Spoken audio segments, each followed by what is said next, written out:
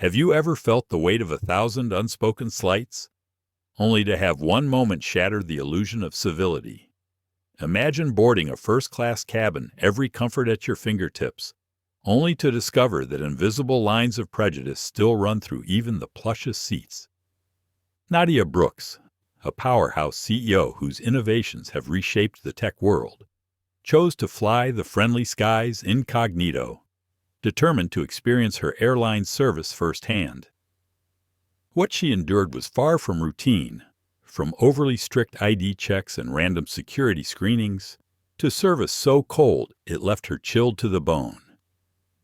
And then came the slap, an open-palm strike across her cheek, by a flight attendant who had no idea she was commanding billions and owned the very plane she was serving. What drives someone to that edge of hatred? How do small, covert aggressions build until they erupt into outright violence? Can respect and dignity ever really coexist at 30,000 feet? Today's story will take you through every heartbeat, every hidden glance, and every bold move that turned a personal violation into a corporate reckoning. If you believe that prejudice has no place even at cruising altitude, hit like, share this video, and subscribe now. Let's dive in. You board the aircraft and hear the cabin door close with a solid thud. The soft hum of the engines comes to life beneath your feet. At 30,000 feet, the world feels suspended between pressure and possibility.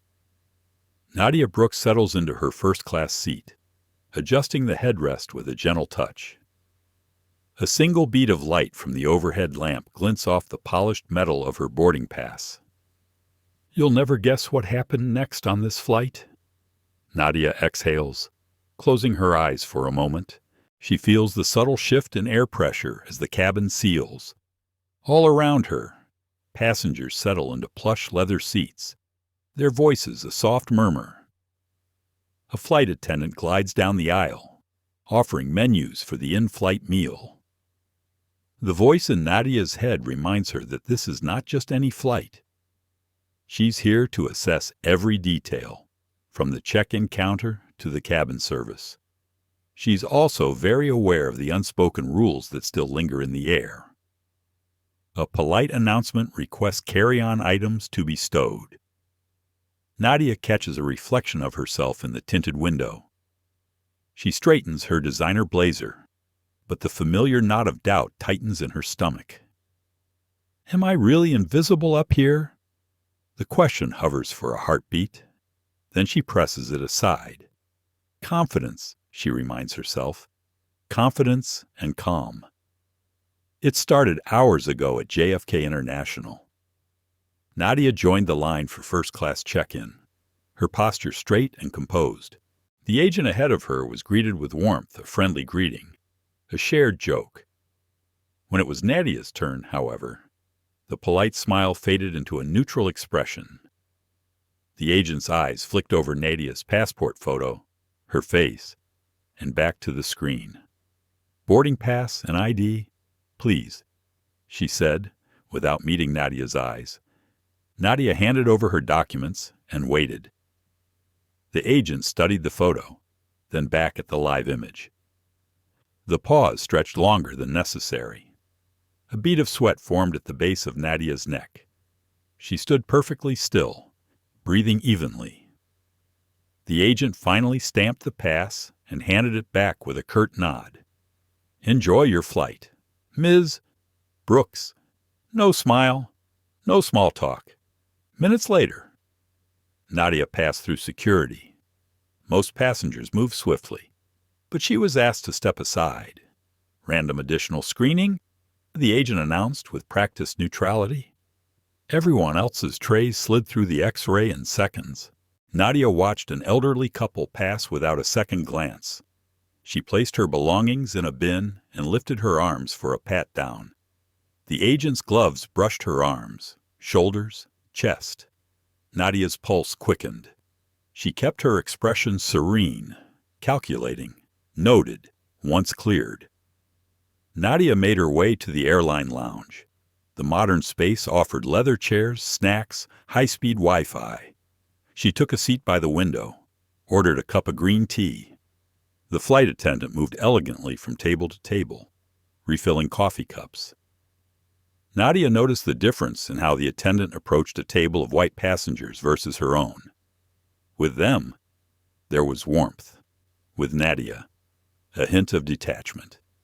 She sipped her tea, the liquid bitter and reassuring. She tapped a quick note into her tablet premium lounge service bias, observed. Nadia's mind drifted back to her childhood in Jackson, Mississippi.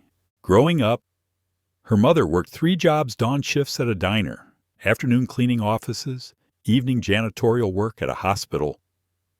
Nadia learned early that dignity was her own responsibility. Her mother's voice echoed in her memory. Your worth is your own. Don't let anyone take it from you. Even then, Nadia knew her path would be different. She excelled in school, skipping grades, earning a scholarship to MIT, then building a career in artificial intelligence with a focus on ethical systems. A soft chime over the lounge sound system announced boarding for Flight 810 to San Francisco.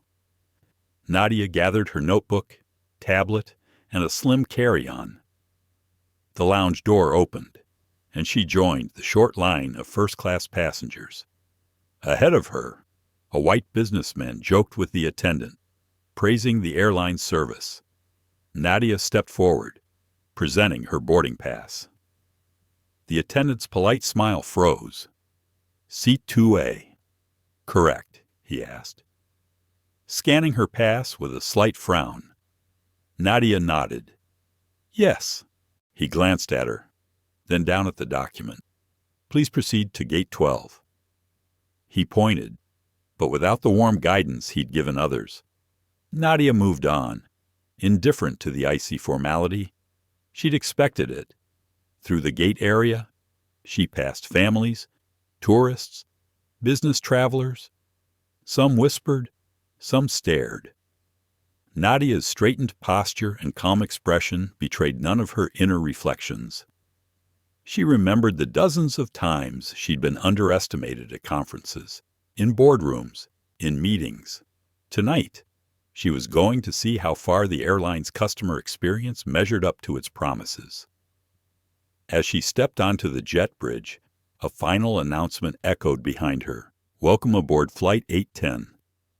We're honored to have you flying first class today. Nadia gave a subtle nod of acknowledgement and entered the cabin. The attendant at the door offered a genuine smile now. Ms. Brooks, welcome. Your seat is 2A. Nadia offered a quiet, thank you, and walked down the aisle, her heels clicking on the floor. She reached her seat and placed her carry-on in the overhead bin. The leather seat enveloped her as she sat. Nadia fastened her seat belt and allowed herself a brief pause. A gentle breeze of conditioned air brushed her face. Lights dimmed slightly as the cabin prepared for departure.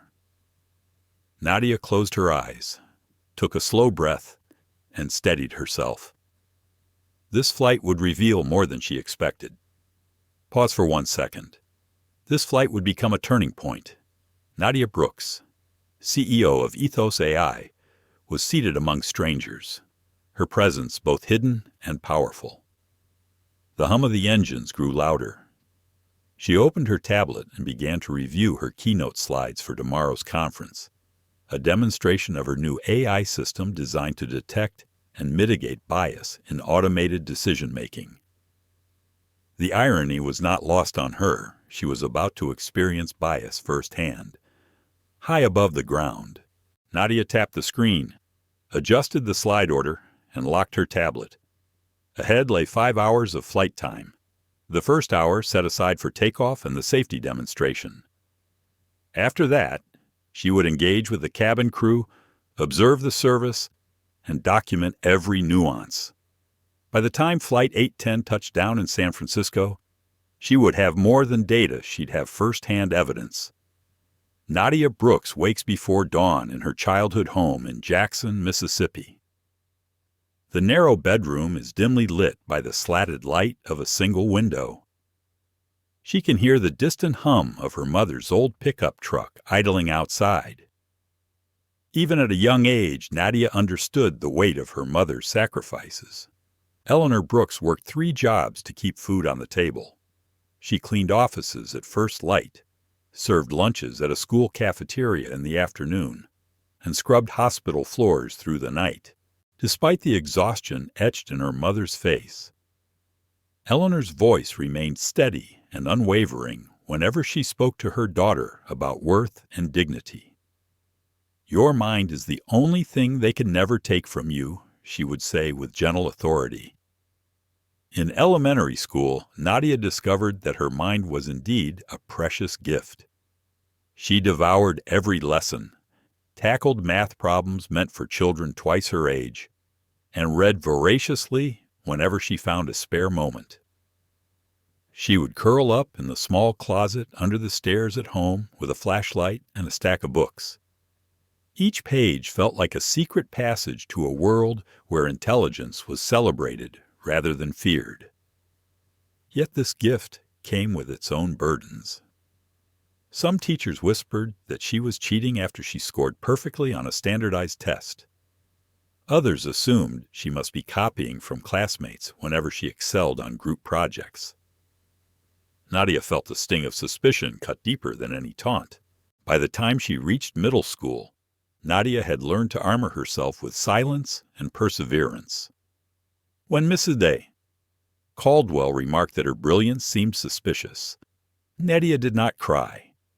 Instead, she refused to speak for the rest of the day and jotted equations and vocabulary words in the margins of her notebook. That night at the dinner table, she recounted the incident to her mother. Eleanor's response was both fierce and tender. "You will have to be twice as good to get half as far," she said quietly, before placing her hand over Nadia's, "but you are strong enough to do it." At 14, Nadia skipped 2 grades and earned a diversity scholarship to a prestigious boarding school in Massachusetts. Westfield Academy shone like a beacon of privilege and sophistication. The manicured lawns and ornate buildings made Nadia feel as though she had stepped into a dream. But the dream was not without its shadows. Surrounded by peers whose families could afford tuition equivalent to a small fortune, Nadia sensed an unspoken question in their eyes. Were you really here on merit, or simply because of your scholarship status? Some of her classmates addressed her with a polite but clinical detachment. Others made subtle remarks about how the school must be desperate for diversity. Nadia learned to smile and nod, channeling all her energy into her studies rather than confront the silent judgments around her. In this new environment, her internal struggle grew more complex. She fought to prove her intelligence without letting it define her. She excelled in advanced calculus and literature classes. She joined the debate team and quickly gained a reputation for her razor-sharp logic and articulate arguments. Yet each victory brought both pride and the familiar ache of suspicion from those around her.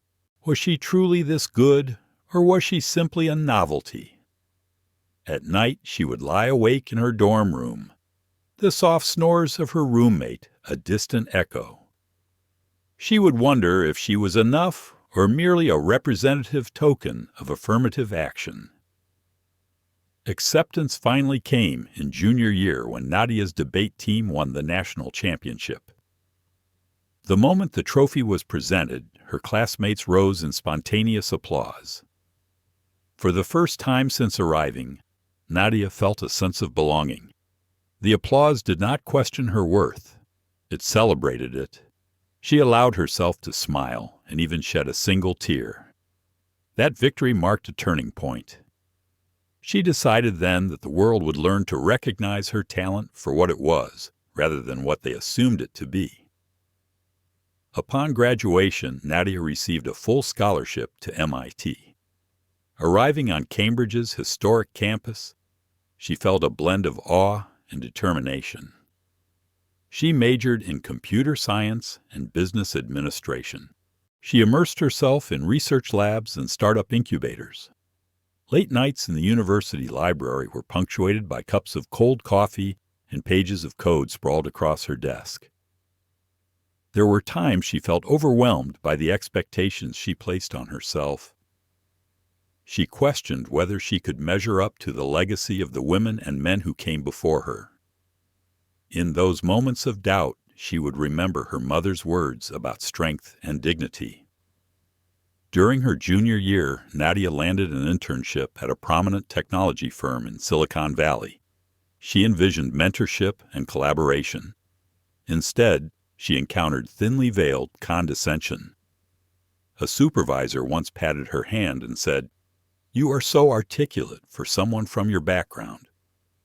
Another time, she pitched a prototype to a panel of venture capitalists, only to be interrupted by a question about who the technical lead was on her project. Nadia calmly replied that she had written every line of code herself. The panelists shifted uncomfortably in their seats. One offered a polite apology before moving on to the next presenter. The sting of these experiences could have extinguished her drive. Instead, they fueled her ambition to create something transformative. She turned away from the path of joining an established tech giant and dedicated herself to building a startup that would bridge global communication divides. In her tiny apartment in Cambridge, she worked through nights and weekends on the prototype of what would become EthosAI. Her hands trembled from caffeine and adrenaline, but she pressed on. Graduation day was the culmination of years of sacrifice and perseverance. Nadia delivered the commencement address for her department. Her speech was a tribute to the power of resilience and empathy. She spoke of the barriers she had faced and the importance of building inclusive systems that did not depend on the color of one's skin or the circumstances of one's birth. Her words resonated with the audience. Tears flowed and sincere applause filled the auditorium. In that moment, Nadia felt her journey had come full circle. She had not only proven her worth to the world, she had also redefined it on her own terms. EthosAI was born with a clear mission to develop artificial intelligence systems grounded in fairness and accountability. Nadia knew that bias could hide in the very code that guided decision-making. She assembled a team of engineers, sociologists, and ethicists committed to designing transparent algorithms. Investors were skeptical at first. They questioned whether a mission-driven company could compete in a fast-paced market. Nadia persisted. She refined her pitch and demonstrated real-world results, improved customer satisfaction, reduced discrimination complaints, and measurable increases in trust metrics. Eventually, Vernon Williams, one of the few black venture capitalists in Silicon Valley, recognized her vision. He invested seed funding and reminded her bluntly, "I believe in your brilliance. I just want to know you have the stomach for what is coming." With that support, Nadia transformed EthosAI from a scrappy startup into a recognized contender in the tech world. She navigated 18-hour days, overcame analyst skepticism, and refined her product through relentless iteration. Her dedication paid off when EthosAI's flagship bias detection platform surpassed the accuracy of every competitor. International corporations, diplomatic missions, and educational institutions became clients. Nadia never flaunted her success. She preferred to let the results speak for themselves and to maintain a low public profile. In her mind, effectiveness was far more meaningful than visibility. Yet as she prepared to fly on Flight 810 that morning, Nadia carried within her the echoes of every microaggression and every whispered doubt. She had faced prejudice at every stage of her journey, but she had turned those painful moments into lessons. Now she was on her way to San Francisco to unveil a new EthosAI feature at Tech Forward, an AI ethics summit. She intended to share not only her technology, but also the story behind it. She believed that empathy and dignity were as essential to progress as innovation and profit. The cabin door closed behind her with a soft thud. Nadia settled into her seat and allowed herself a moment to reflect on how far she had come. The turbulence of her past had shaped her resolve. Her mother's words still rang true. "Your mind is the one thing they can never take from you." Nadia Brooks tapped her tablet once more to ensure her keynote was ready. Ahead lay a flight filled with people she would observe, data she would collect, and perhaps a confrontation she could not yet predict. She pressed her lips together and exhaled. Today would test her in a way no boardroom ever could. Nadia's heartbeat remained steady as she settled into her seatbelt, but her senses were razor sharp. She watched the cabin crew move through the aisles with practiced precision. She observed the way the senior flight attendant, Lydia Hart, offered a warm greeting and a handful of small jokes to white passengers, but treated Nadia with formal distance. It wasn't overt, a subtle drop of the eyes, a clipped ma'am instead of a name, but it was unmistakable to anyone paying close attention. The safety demonstration began. Nadia listened politely, nodding in sync with the other passengers. Oxygen masks, life vests, brace positions. It all felt familiar, almost comforting in its routine. Yet as the aircraft taxied and lifted off the tarmac, a nagging tension clung to her. She had flown first class dozens of times. She knew the choreography by heart, but today something felt different. After takeoff, as the seatbelt sign flickered off, Nadia retrieved her tablet to review her presentation for Tech Forward. She also opened a note-taking app, one she had labeled Flight 810 Observations. She typed a header, Phase 1, Boarding and Security. Beneath that, she jotted Differential Treatment Check-in, Security. She paused, closed her eyes, and replayed the morning's events. In the check-in line, her experience had veered sharply from normal. The agent who helped her had inspected her passport photo, as if verifying the document for forgery rather than simply confirming her identity. The agent's smile, when it finally reappeared, seemed pasted on. "No, have a lovely day or enjoy your flight." Just a brisk nod and shoving the boarding pass back into Nadia's hand. Then at TSA they had diverted her into the so-called random screening lane while sending scores of other first-class passengers straight through. The gentleman in front of her, an elderly man wearing a sharp suit, had waved through with hardly a glance. But Nadia was pulled aside by a different agent and subjected to a thorough pat-down. Nadia lifted her arms as the agent ran gloved hands over her arms and waist. She maintained a calm exterior, but inside her mind tracked every detail. How long the agent's hands lingered. The agent's apology. "We have to follow protocol," felt rehearsed, unconvincing. Nadia tapped her stylus twice, then typed Security Bias 1, Random Screening Disproportionately Applied. 2, Agent tone defensive, not apologetic. 3, lack of equal application of protocol.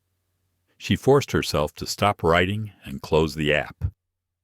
Her pulse raced at the thought of crossing another threshold, the premium lounge. The lounge was a study in contrasts. Walls of polished wood, leather chairs arranged in small clusters, a buffet of snacks and beverages. Nadia settled at a corner table, ordered green tea, and opened her laptop. A male passenger at the buffet, a middle-aged white man, grinned at the attendant as he ladled soup into his bowl. The attendant smiled back, nodded, made small talk about the weather in San Francisco. Meanwhile, Nadia waited for her tea. When the attendant arrived, she said, "Green tea, Ms. Brooks," but her tone was neutral. No joke about the weather, no upbeat comment, just the order and a quick exit.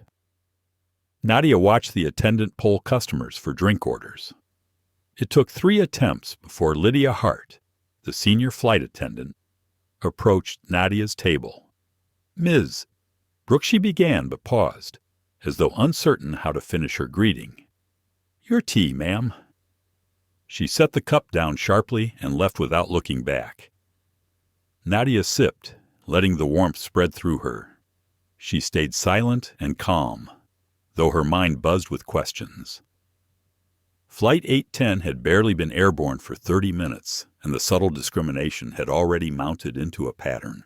Nadia stared at the gentle curve of her teacup. She thought of her mother's words about dignity. Dignity was her own responsibility. She would not let impatience or anger get the better of her. She would document. She would observe, and she would respond strategically. She tapped her tablet to open a photo she had taken of her boarding pass at check-in, then switched to a photo of the TSA random selection sign displayed behind the agent. She highlighted the boarding pass photo, drew a circle around the date and seat number, and then selected Annotate. A small red arrow pointed to the agent's curt expression in the background.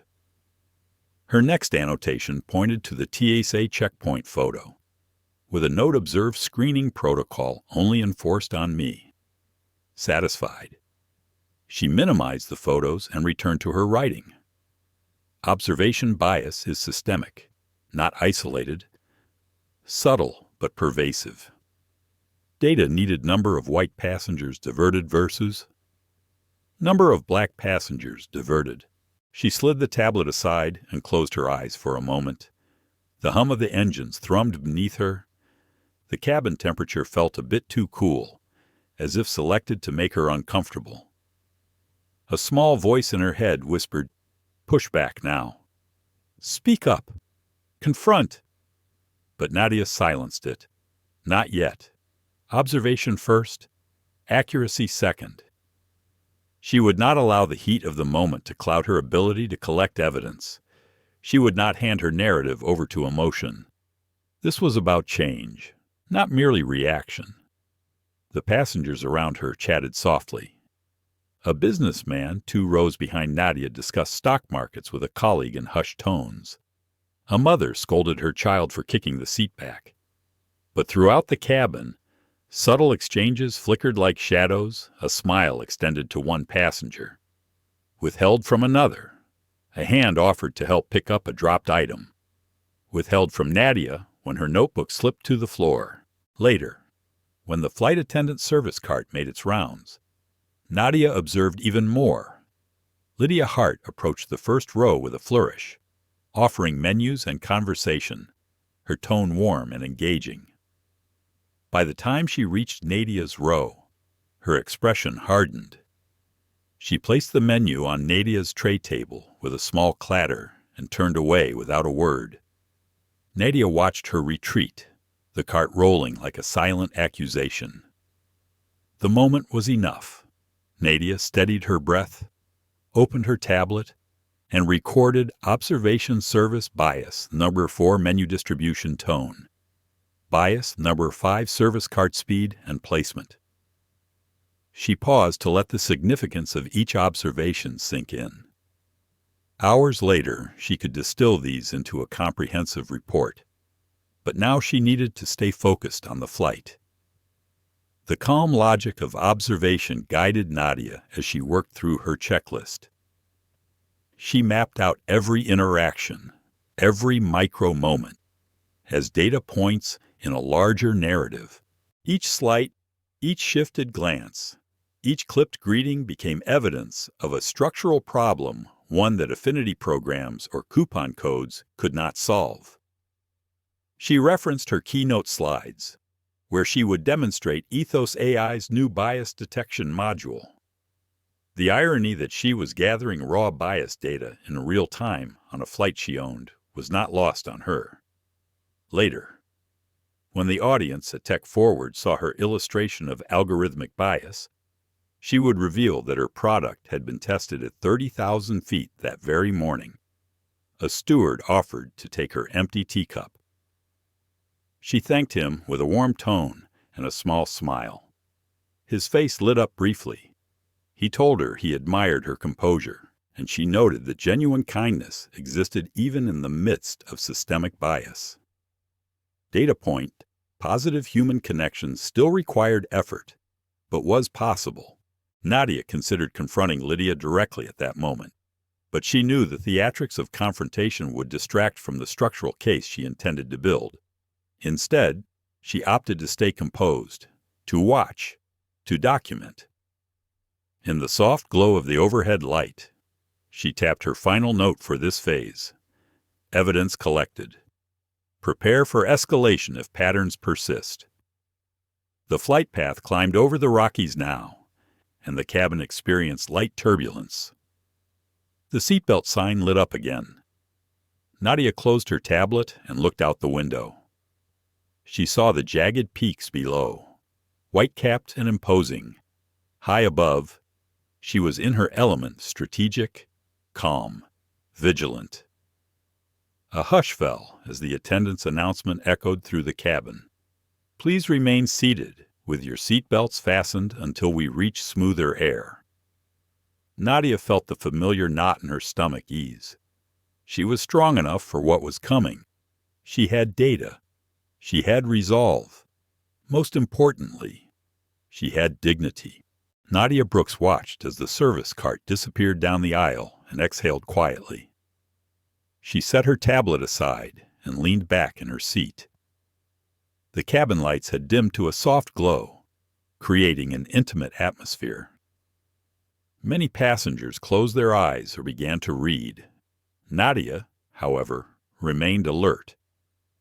She reflected on the subtle hostilities she had already documented: the curt check-in agent, the detour through secondary security, the chilly premium lounge greeting, the clipped menu delivery, the rushed service cart. Each microaggression had been discreet enough to be dismissed as coincidence, yet persistent enough to reveal a pattern. She opened her tablet to a fresh note titled Phase 2 Microaggressions. A microaggression is a small hostility or slight that communicates derision or exclusion, often unconsciously.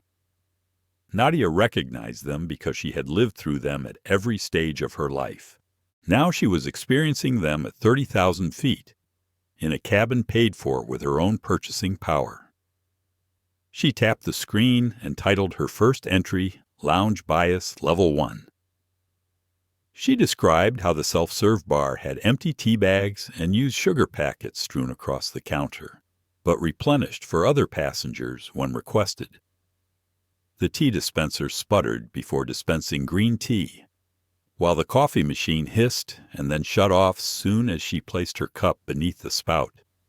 A white passenger arrived and tapped twice on the screen, and the machine sprang to life. Nadia made a note.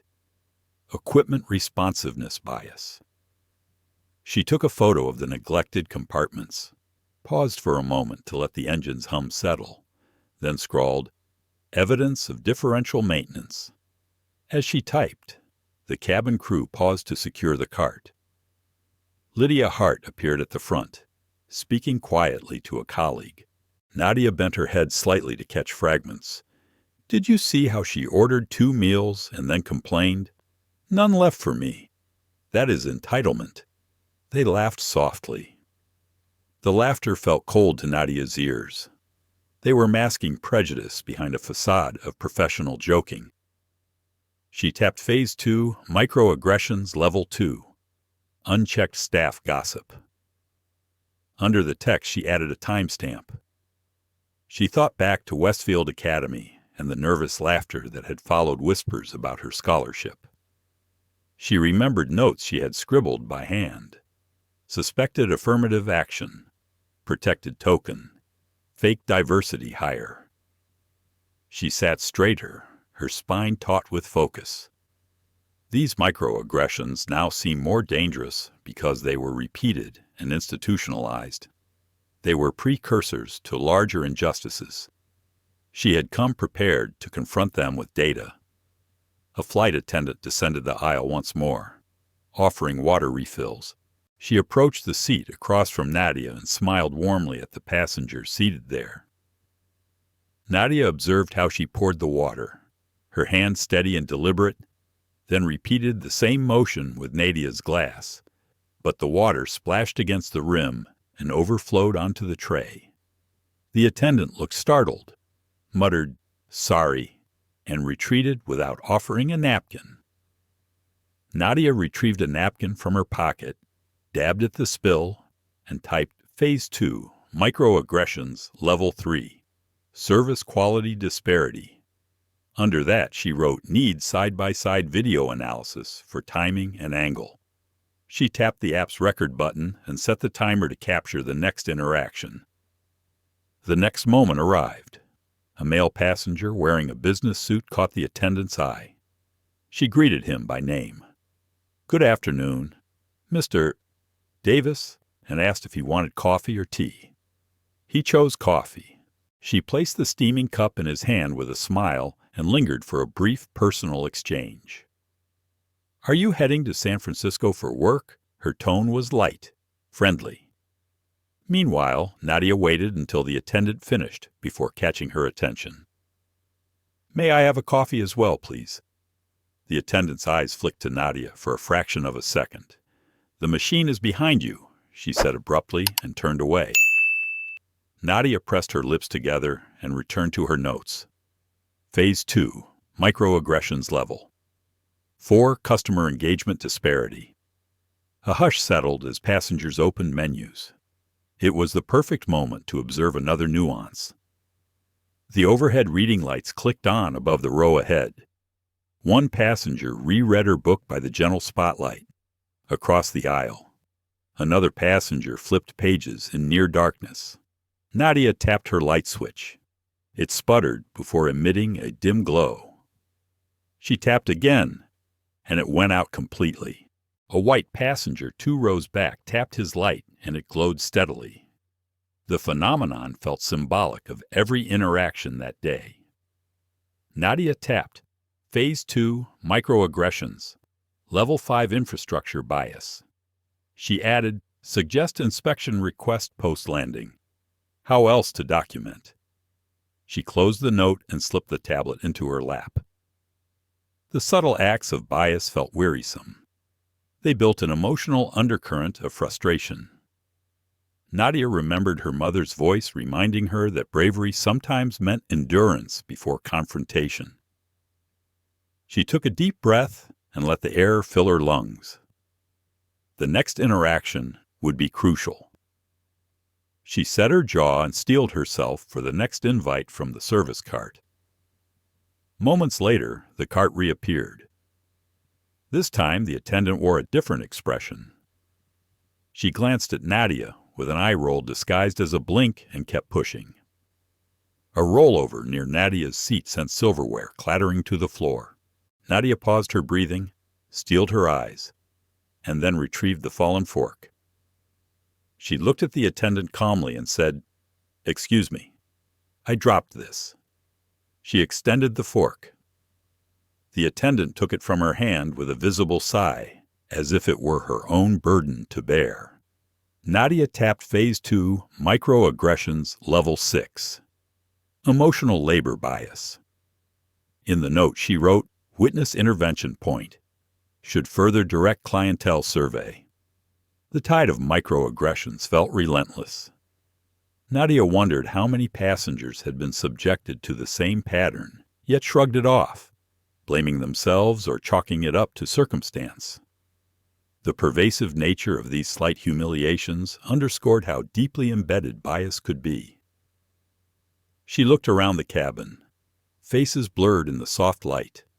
Some passengers worked on laptops. Others dozed. No one else seemed to notice the pattern forming around them. The micro moments passed like droplets that coalesce into a rising tide, small individually, but overwhelming collectively. Nadia thought back to the debates she had won at Westfield Academy and MIT. She questioned whether she should stand up now, challenge the attendant in front of the entire cabin. She pictured the headlines. Flight attendant humiliated by billionaire CEO. A viral video of her snapping could go global. Her emotions churned. She felt the pull of righteous indignation. Yet she knew that a spontaneous confrontation could compromise her evidence collection. Data first, strategy second, clarity always. She closed her eyes and focused on her breathing until her pulse slowed. Down the aisle, the captain's voice came over the PA. "This is Captain Parker. We are now at cruising altitude. You may turn off your seatbelt signs and move about the cabin at your discretion." Nadia sat upright and let the instructions sink in. The microaggressions would continue, but at least she had a map of their patterns. She tapped her tablet one last time to record Phase 2. Summary 6 levels of microaggressions documented at 30 minutes into flight. She saved the file and switched off the screen. She gazed out the window as the wing dipped slightly against a backdrop of clouds. Above the world, she felt a mixture of solitude and resolve. The microaggressions were evidence of systemic bias. They shone a spotlight on the hidden layers of discrimination that persisted even in first-class cabins. Nadia Brooks was determined not to let these momentary slights define her flight experience. She would expose them, analyze them, and use them as catalysts for change. And when the moment was right, she would confront the source of these injustices head-on. Nadia Brooks closed her eyes and allowed herself a moment of stillness. The soft hum of the engine seemed to pulse in time with her heart. She was surrounded by the quietly chattering cabin.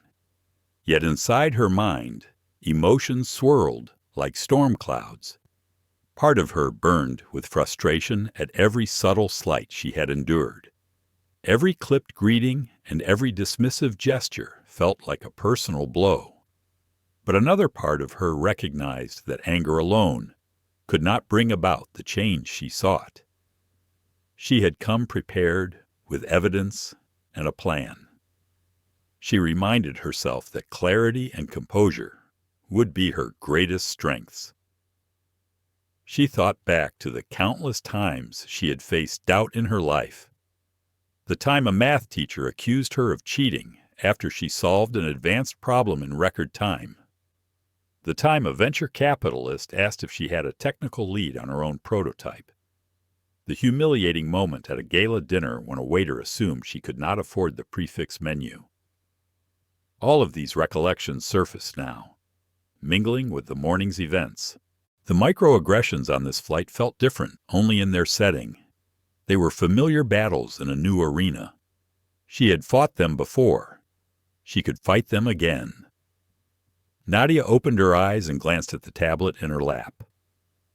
The note she had just saved summarized 6 levels of microaggressions. She scrolled through them slowly. Each entry was a testament to her resolve. Each time-stamped observation was proof that bias was real, systemic, and pervasive. She thought about confronting Lydia Hart directly. A public challenge would draw attention. It might shame Lydia and force the cabin crew to treat her with respect, but it also carried risks. If she lost her temper or stumbled over words, the narrative could be twisted against her. She chose silence, for now. Her internal struggle played out in her chest. She felt a rush of adrenaline, followed by a wave of doubt. Was she doing the right thing by holding back? Or was she allowing injustice to continue? She placed her hand on her tablet screen and paused. In the stillness, she heard her mother's voice echo, one step at a time. You gather your strength, and then you act. Gathering her strength was what she had to do now. A young flight attendant offered her a small packet of almonds. She placed it on Nadia's tray table without a word.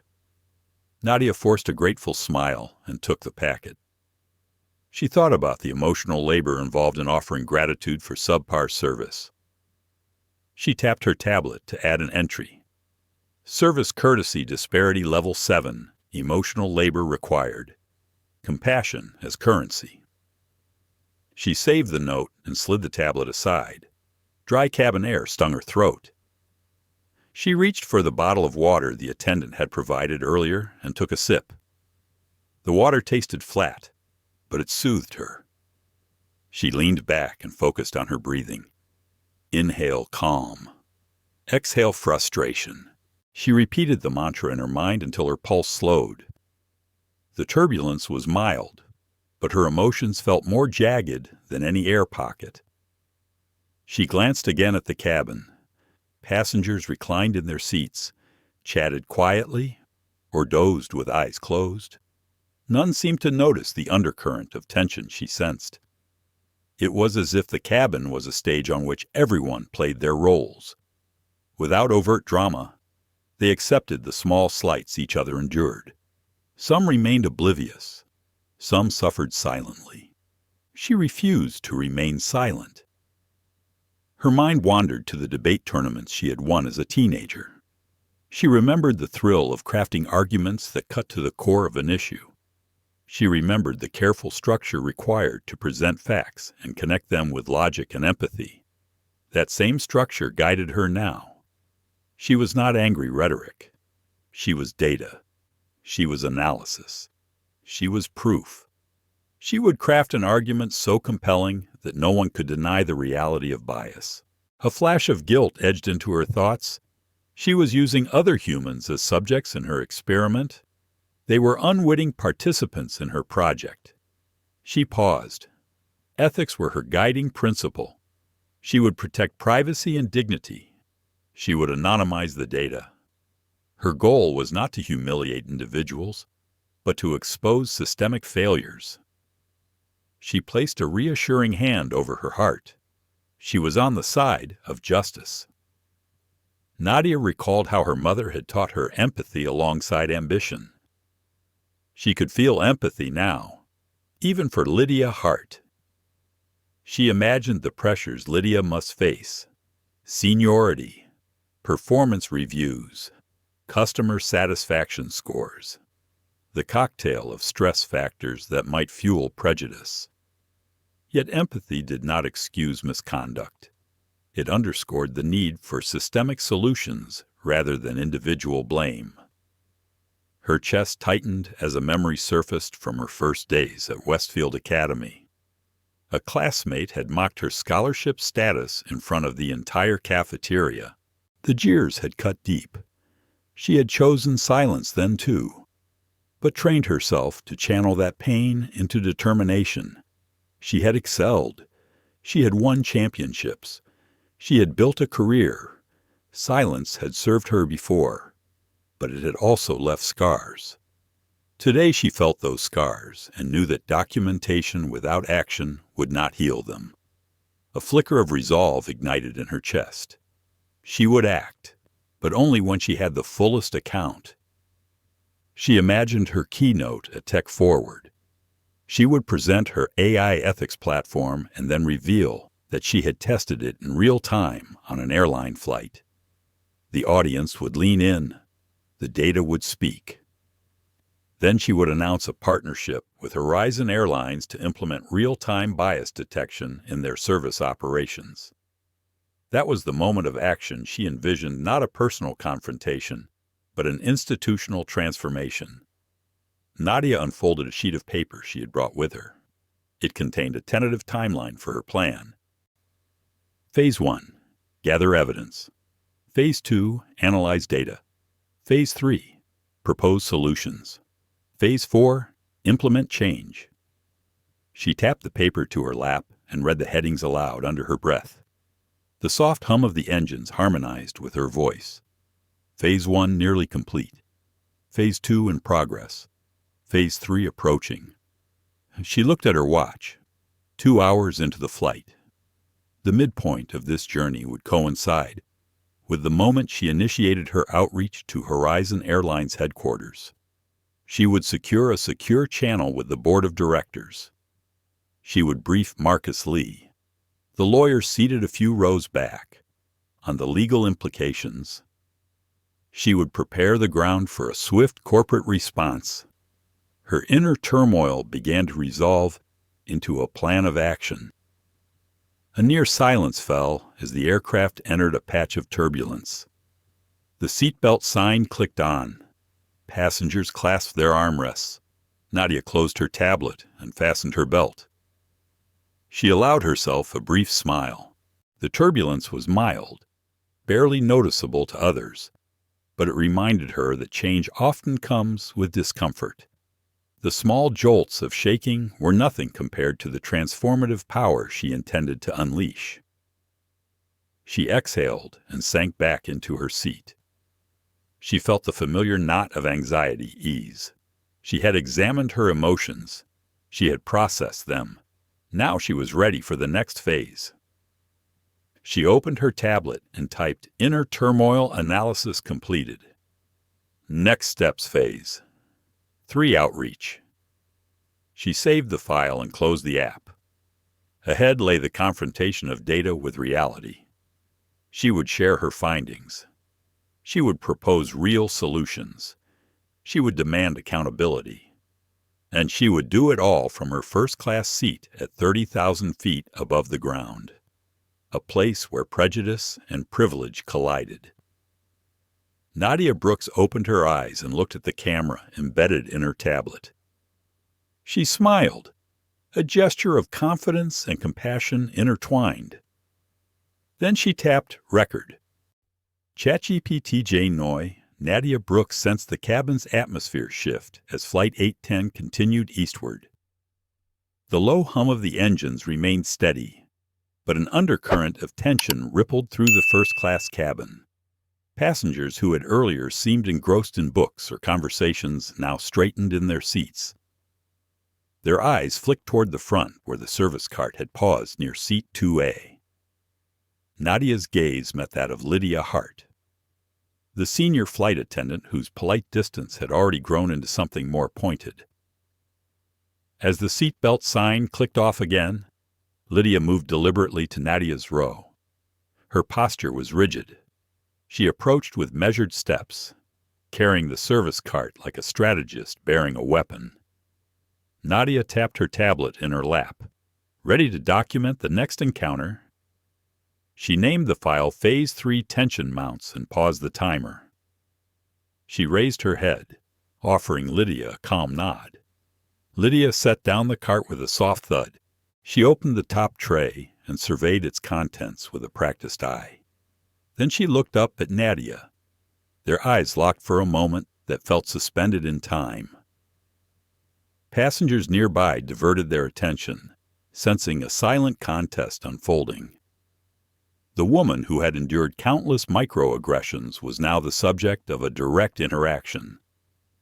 Nadia held her expression neutral, her posture composed but firm. "This is your dinner selection," Lydia said in a clipped voice.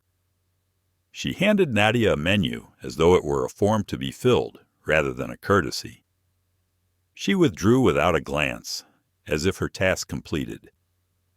Nadia took the menu with a measured smile and flipped it open. The same offerings that had been described to other passengers now felt condescending. She selected the pan-seared salmon, steadying her hand as she made the choice.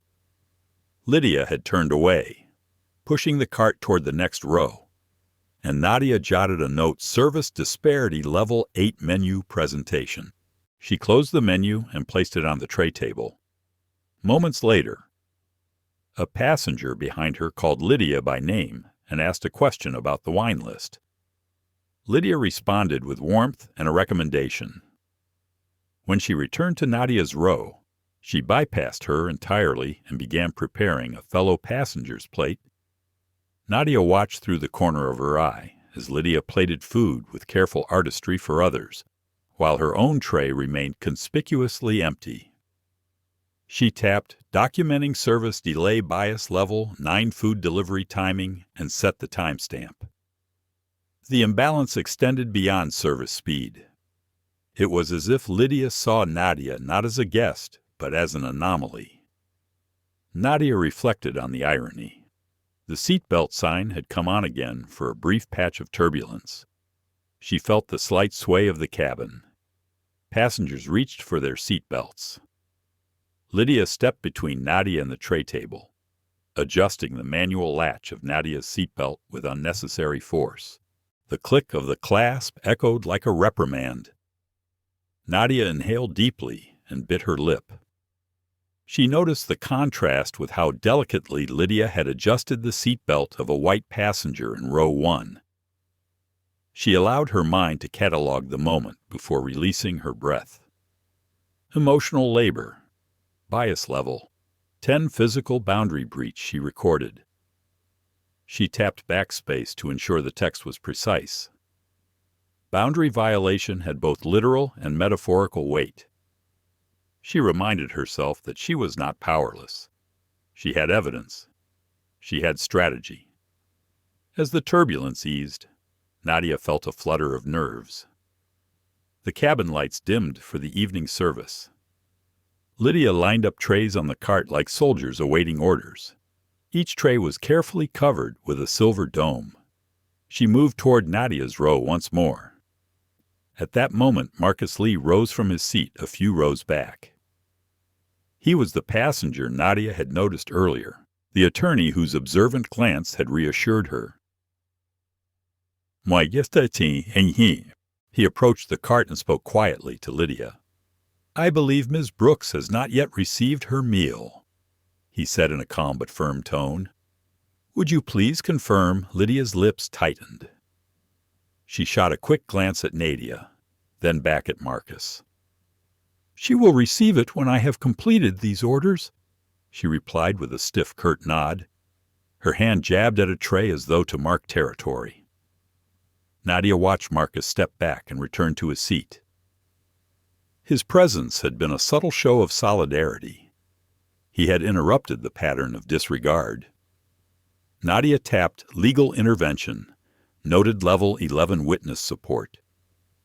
She allowed a small flicker of gratitude before she composed herself again. The meal service continued, and Nadia's dinner finally arrived. The salmon was perfectly cooked, the sides artfully arranged. But unlike other passengers, Nadia received no apology or small reassurance.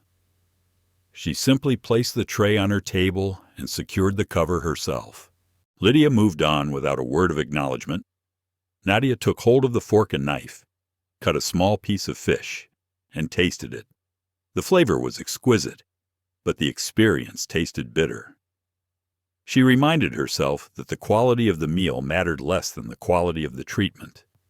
Passengers in the aisle over her shoulder chatted pleasantly about the flight. Some remarked on the smooth ride. Others complimented the crew. Nadia turned her head slightly and caught the eye of an elderly woman in row 3. The woman gave a small, sympathetic nod, as though she understood more than she let on. Nadia returned the nod, offering a quiet thanks.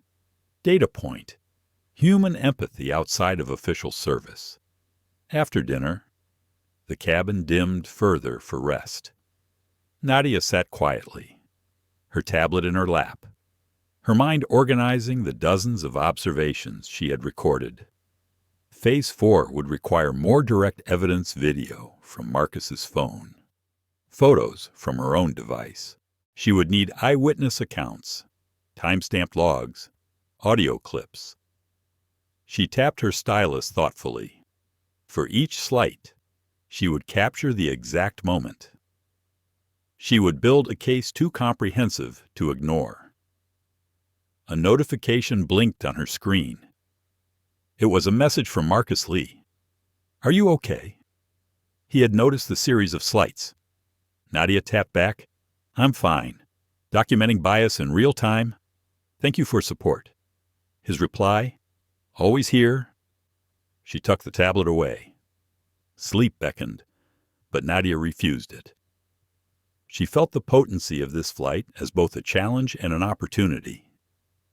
Tomorrow at Tech Forward, she would speak of algorithmic bias as if it were a problem of code.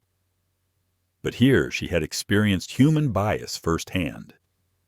The data she gathered now would be the living proof she needed. She leaned back and stowed her tablet. She set her breathing to a slow rhythm. The seatbelt sign turned off again, and the cabin went quiet. Nadia closed her eyes and let darkness wash over her. In that near-silent state, she could hear the soft rush of determination fueling her thoughts. Tension had mounted. She was poised at an apex. The flight was her arena, the cabin, her courtroom. When the moment for confrontation arrived, she would stand up not just for herself, but for every person subjected to these silent hostilities. Nadia Brooks exhaled and whispered to herself, "Future begins at dawn." Then she drifted into a restless half-sleep. The battle was far from over. But the next phase of the fight would begin soon, and she would be ready. Nadia Brooks sat quietly as the cabin lights dimmed further, signaling the start of the in-flight movie. Around her, passengers reached for blankets, prepared noise-canceling headphones, and settled in for the evening's entertainment. The gentle drone of the engines was punctuated by muffled conversation and the occasional clink of a glass. Nadia's plan had been unfolding exactly as she intended until now. She felt a shift in the air as the senior flight attendant, Lydia Hart, emerged from the galley, her expression unusually tense. Lydia paused at Nadia's row, her eyes narrowing for a fraction of a second before snapping back into polite neutrality. She carried a small tray with 2 glasses, one filled with sparkling wine, the other with water. She placed the sparkling wine in front of a white businessman in the neighboring seat, offering a bright smile and a toast that drew appreciative murmurs. Then she turned to Nadia. Her demeanor stiffened, her smile vanishing. "Ms. Brooks," she said in a clipped tone, "may I offer you our vintage brut?" Her voice held a hint of condescension. Nadia noticed how Lydia's hand trembled ever so slightly as she tilted the glass. It was a subtle sign of agitation, a crack in the professional facade. "Yes, thank you," Nadia replied, her voice steady. "I'll have a glass of the brut. And may I also have water?" She spoke each word clearly, deliberately, so there would be no question later about what she asked. Lydia's lips pressed into a thin line. She poured the wine with exaggerated slowness, letting a single drop spill onto Nadia's tray table. The droplets glistened starkly against the white cloth. "I'm sorry," Lydia said in a tone that conveyed anything but apology. Nadia dabbed at the spill with a napkin, her calm exterior unshaken, but her mind racing.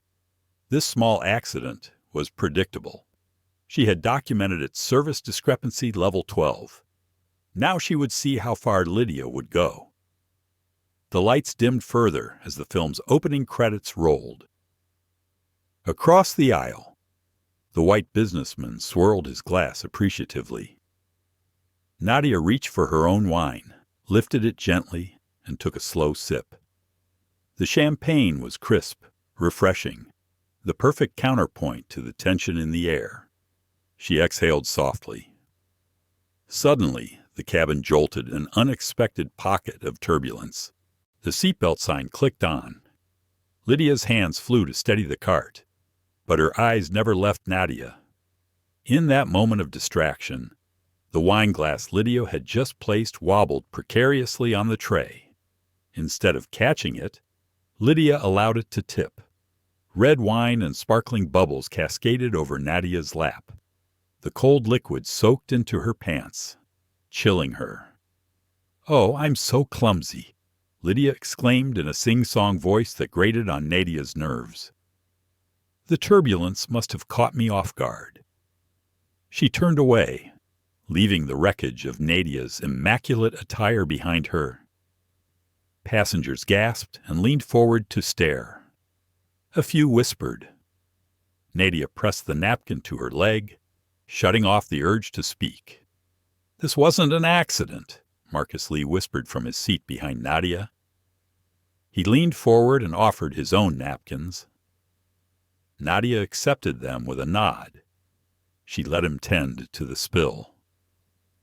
Lydia had retreated to the galley, her back rigid. Nadia dabbed at her pants as she typed a quick note into her tablet. Phase 3 climax build. Intentional spill. She closed the app and absorbed the hurt and indignity washing over her. Her chest tightened. The moment she had anticipated with frustration had arrived. She felt the eyes of the cabin on her. Passengers shifted in their seats, unsure whether to intervene or look away. Minutes passed before Lydia returned. She carried another wine glass empty on the cart. She approached Nadia's seat with an air of forced courtesy. "Ms. Brooks," she said, "here is your water." She placed the glass down without meeting Nadia's eyes and then turned to walk away. Before she could step around the tray table, Nadia spoke. "Excuse me," Lydia said. Nadia quietly. Lydia paused, her shoulders tense. "Yes," Nadia asked evenly. "I believe you have something you'd like to apologize for." A hush fell over the cabin. The movie soundtrack receded to silence in Nadia's head. Even the engine seemed to grow softer. Passengers craned their necks. The white businessman nodded. Lydia lifted her chin. "I apologized already." She snapped. That turbulence made everything difficult. Nadia pressed her lips together. The tension was a tight cord between them, waiting to snap. Lydia's gaze flicked around, sensing the scrutiny of witnesses. "Ms. Brooks," Lydia began with brittle formality, "I have important duties to attend to. If you have no further requests." She trailed off, expecting Nadia to retreat. Instead, Nadia stood, allowing the trench of water on her pants to show. "I have no requests, except that you explain why you continue to treat me differently than other passengers," Nadia said, her voice soft but firm. "Why do you make mistakes with me that you would never make with them?" Her hand gestured to the neighboring seat as she spoke. Silence reigned. Lydia's face flushed. The tension that had simmered beneath her professional veneer boiled over. "You are so difficult to please," she hissed. "It takes twice as long just to get you served. I have to check your ticket every time. You question my authority and then criticize my service." Lydia's posture shifted from defensiveness to aggression. She advanced one step closer to Nadia's seat. Nadia held her ground. "And if I question your authority, it is because you apply it inconsistently," she replied. "If I criticize your service, it is because it has been far below first-class standards." Her words were precise. Lydia's fist clenched at her side. Then she reached out and struck Nadia across the cheek with an open palm. The sound echoed like a gunshot. The cabin erupted in a shocked chorus of gasps. The movie continued, forgotten. Lydia's hand trembled as it fell away from Nadia's face. Nadia's body trembled, yet she did not move. Her hand rose to her cheek, feeling the warmth of the sting. Sweat formed on her brow. Her shock froze for a moment before a wave of calm determination washed over her. She met Lydia's eyes, unflinching. For a long, suspended second, no one spoke. Then the white businessman half rose, his chair scraping the carpet.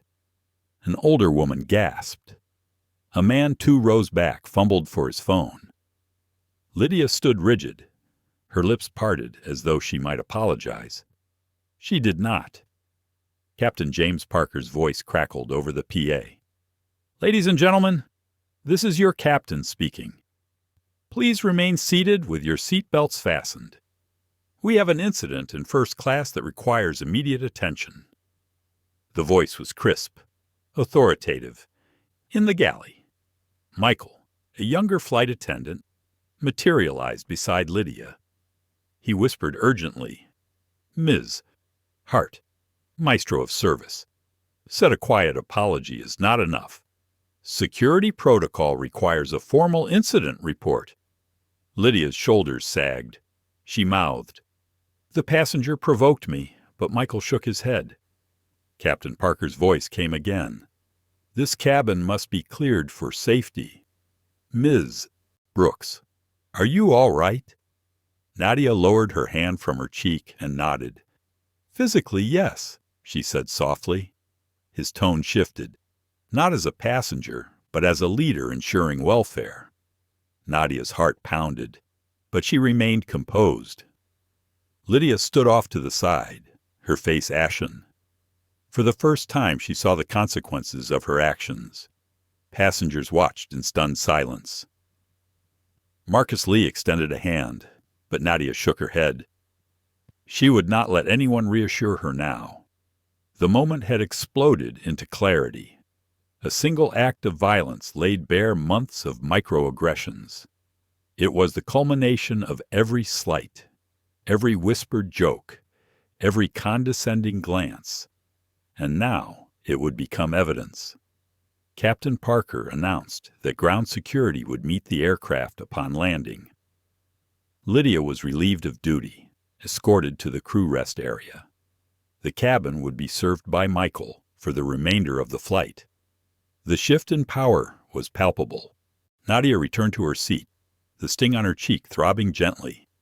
She retrieved her tablet and began to type, Phase 3, Climax Physical Assault, Timestamp, Location Seat 2A, Witnesses Passengers in rows 1 through 4, Details Open Palm Strike, Unprovoked.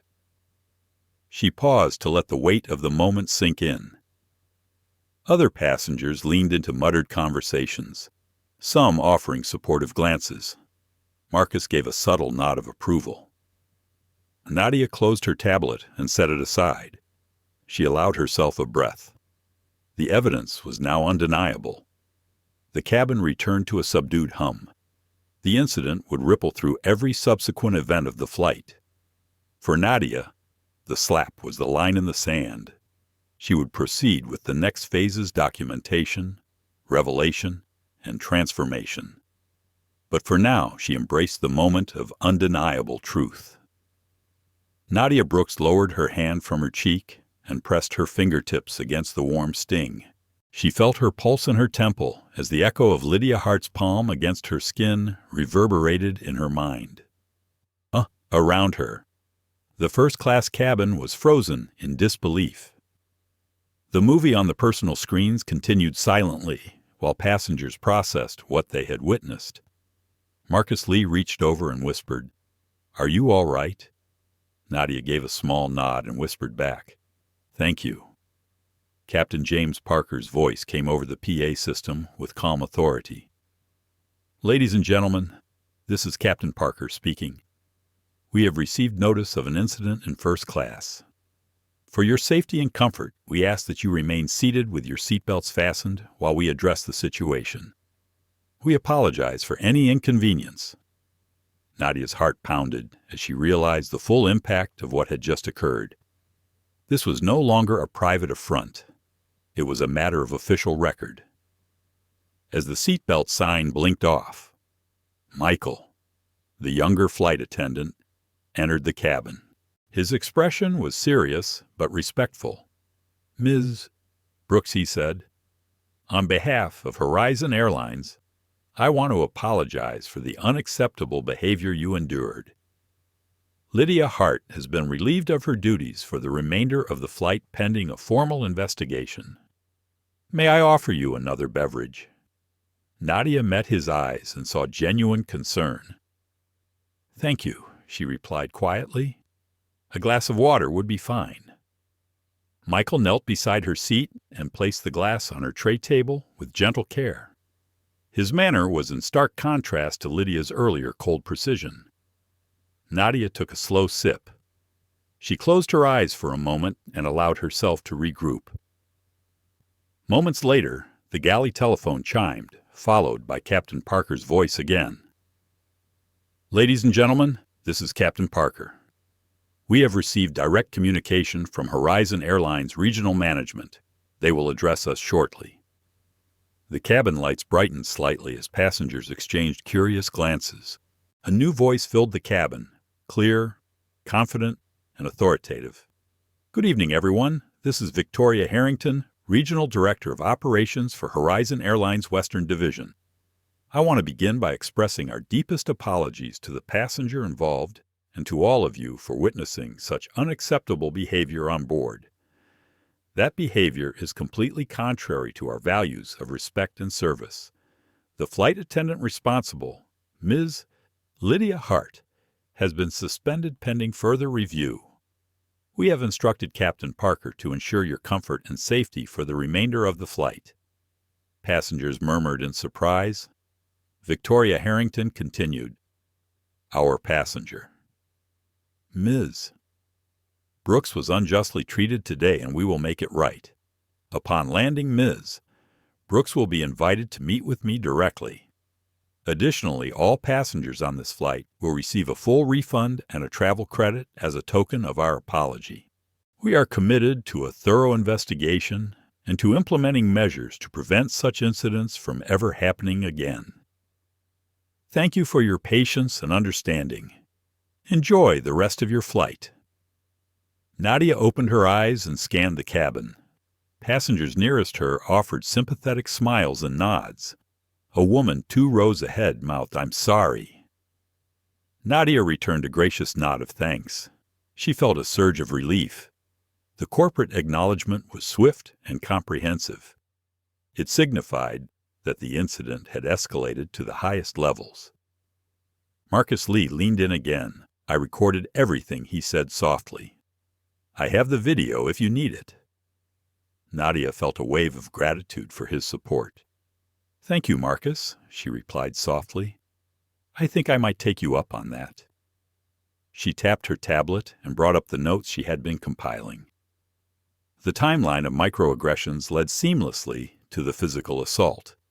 Her observations would form an airtight case. Shortly afterward, William Chen arrived at the cabin door. He was Horizon Airline's Senior Vice President of Operations, a dignified man in his early 60s. He spoke into the galley intercom before stepping forward. Good evening, Ms.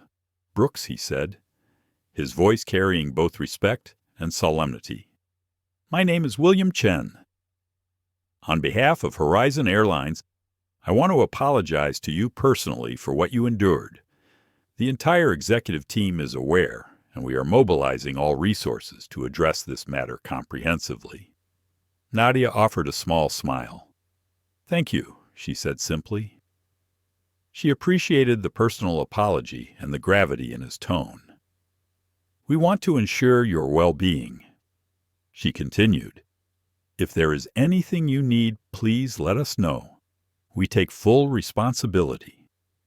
Nadia inclined her head. I will provide my statement to your team. I appreciate the prompt response. William nodded and stepped back toward the galley. Passengers watched as he conferred with Captain Parker and Michael. The atmosphere had shifted. The power dynamics in the cabin had realigned. What began as an act of violence had forced the truth into the open and compelled corporate accountability. As the flight continued its transcontinental journey, Nadia settled back into her seat. Her cheek throbbed, but she felt a sense of vindication. She opened her tablet and typed Aftermath and Revelation Phase 4. She logged the corporate statements verbatim and saved the timestamps. She noted the executive intervention and the removal of Lydia Hart from duty. Beneath her formal notes, she added, The balance of power has shifted. She allowed her thoughts to drift.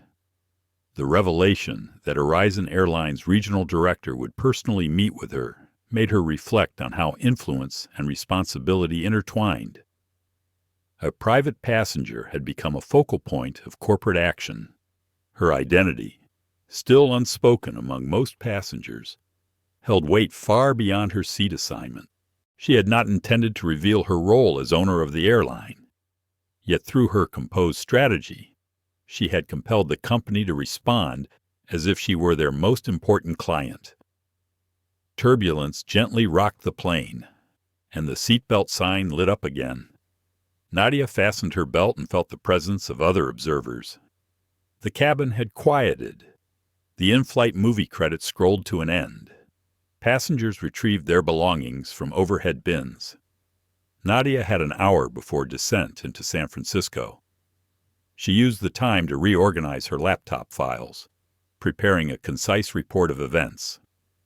The report would include the microaggression logs, the photographic evidence from her check-in and lounge visits, Marcus's video footage, the corporate apology message from Victoria Harrington, and William Chen's personal statement. She would share the report with Marcus, with the legal department at EthosAI, and with Horizon's board members. She would propose an immediate rollout of EthosAI bias monitoring software across their fleet for a real-time analysis of service interactions.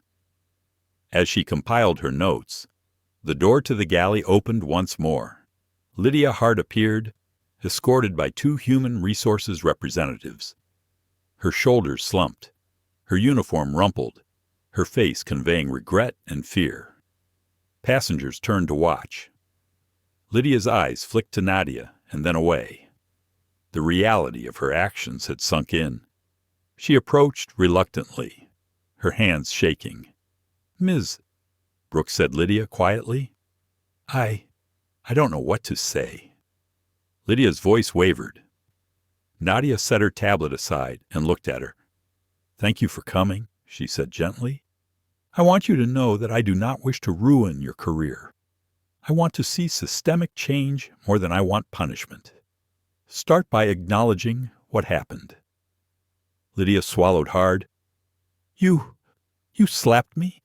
You humiliated me and I'm sorry." She met Nadia's gaze. "I understand now how deeply I was wrong." Nadia nodded. "That acknowledgement matters more than any consequence," she said softly.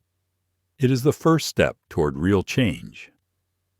Lydia's shoulders relaxed and she closed her eyes. "I know I have a lot to learn," she said. "I want to try." Nadia offered a small, supportive smile. "Let's see how we can do this together." She thought of the comprehensive bias training she planned to propose. She would invite Lydia Hart to participate in designing the program. This would be more than remedial training. It would be a collaborative effort to rebuild trust and empathy. In the final hour before landing, Nadia reflected on how an airline flight had become an unexpected catalyst for corporate accountability and transformation.